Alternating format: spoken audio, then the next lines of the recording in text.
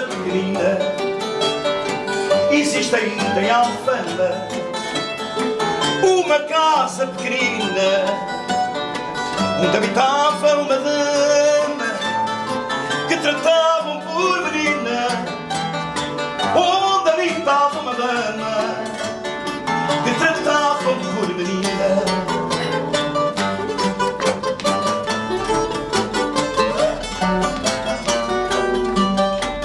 Hoje a casa é amarela como tantas em Alfama. Hoje a casa é amarela como tantas em Alfama. Outra dama vive nela, mas não sei como se chama. Outra dama vive nela, mas não sei como se chama.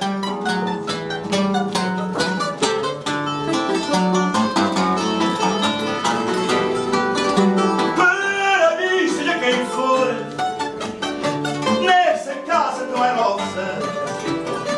Para mim, seja quem for, nessa casa tão airosa, mesmo mudada de cor, essa menina rosa.